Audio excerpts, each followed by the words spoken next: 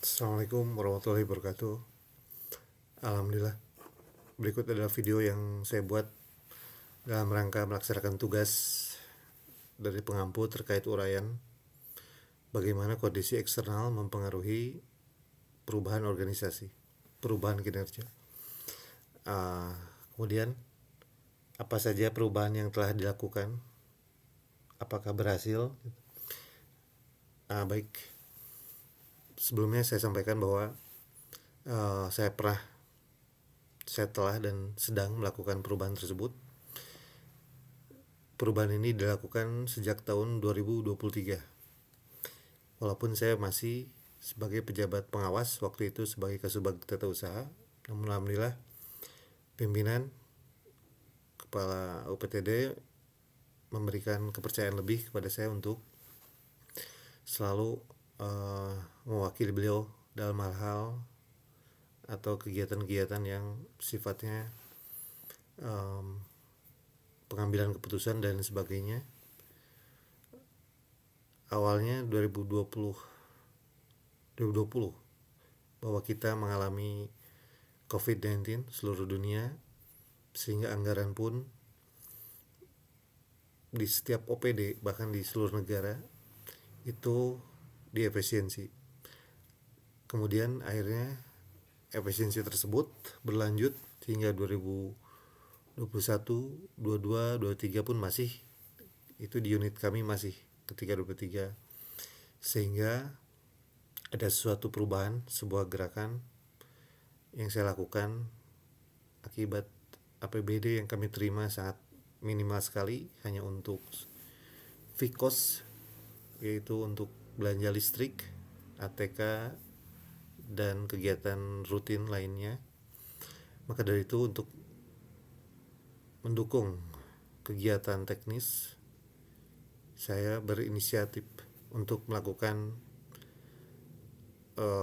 komunikasi dan mencari anggaran di luar anggaran APBD, sehingga dalam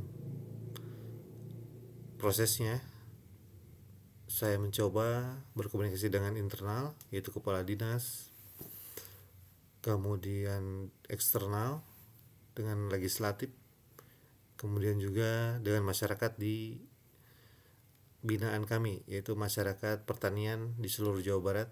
Saya pun berkoordinasi sehingga muncullah bahwa ada anggaran yang bisa mendukung kegiatan teknis di balai kami, di unit kami, yaitu melalui anggaran aspirasi atau POKIR, kelompok berpikir.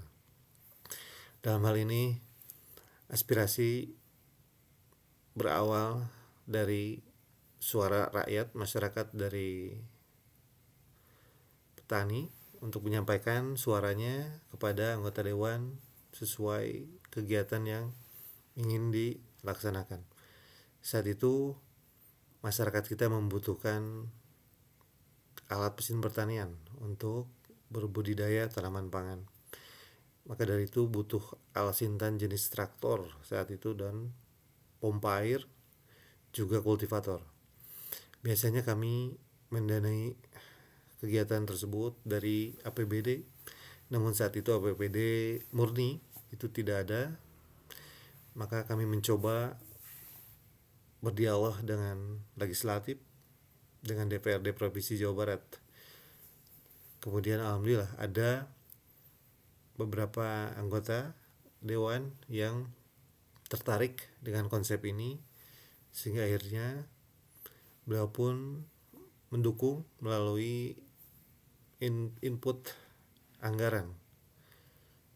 Akhirnya masyarakat di Jawa Barat sebagian besar mendapatkan anggaran belanja hibah untuk traktor dari APBD tersebut.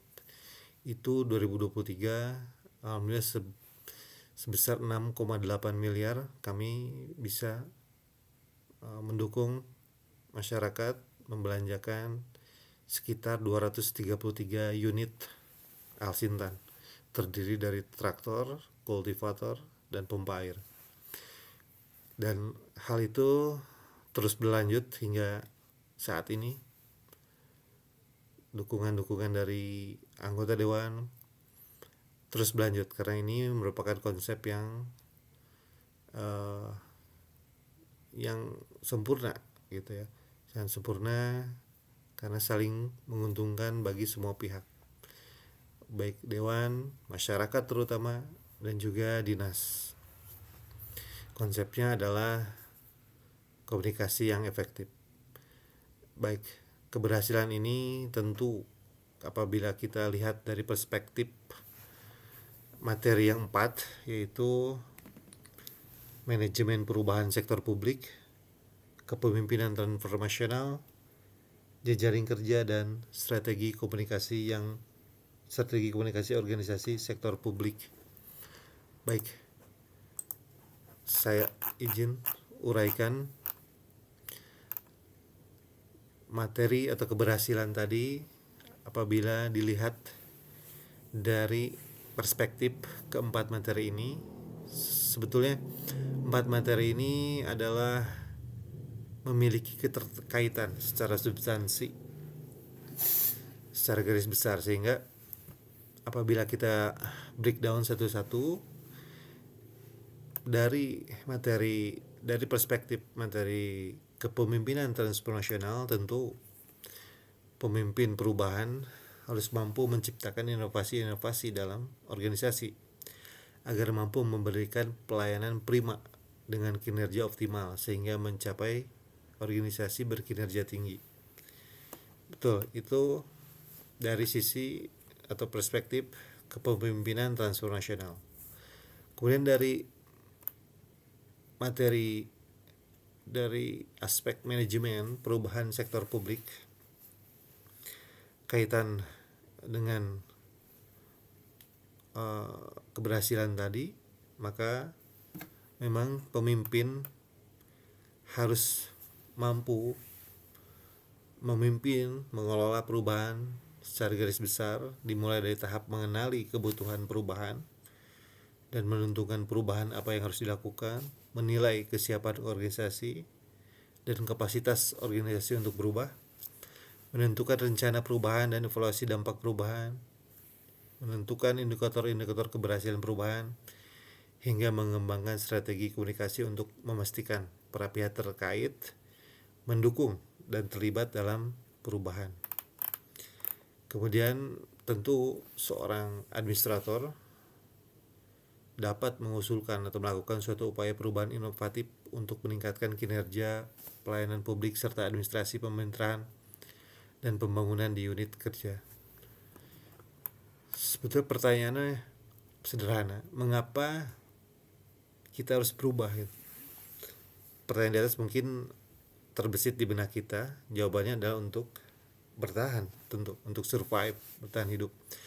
Banyak organisasi yang berupaya melakukan perubahan dalam rangka untuk bertahan, menjaga relevansinya dengan kebutuhan lingkungan eksternalnya, serta menjaga efektivitas pencapaian tujuannya. Organisasi yang tidak berubah akan mengalami kesulitan dalam bertahan dan menjaga efektivitas dan relevansinya. Kemudian selanjutnya dilihat dari perspektif jejaring kerja, maka dalam konteks ini secara umum agenda ini tentu harus pejabat administrator harus mampu memimpin dan menggerakkan para pihak terkait atau stakeholder untuk bersama memberikan dukungan dan kontribusinya guna membantu organisasi yang dipimpin untuk mencapai kinerja. Para pihak ini dapat berasal dari lingkup unit atau internal maupun dari eksternal. Sebagai contoh tadi dari anggota legislatif, itu dari eksternal. Kemudian yang terakhir, apabila dilihat dari perspektif komunikasi efektif, maka kemampuan mengembangkan strategi komunikasi efektif dalam rangka pencapaian kinerja atau tujuan unit organisasi wajib dimiliki oleh pemimpin administrator, yaitu mampu membangun komunikasi yang efektif secara internal dan eksternal untuk menunjang pencapaian tujuan organisasi. Begitu mungkin yang dapat saya sampaikan, keberhasilan yang saya capai dan dilihat dari 4 perspektif ini. Terima kasih. Wassalamualaikum warahmatullahi wabarakatuh.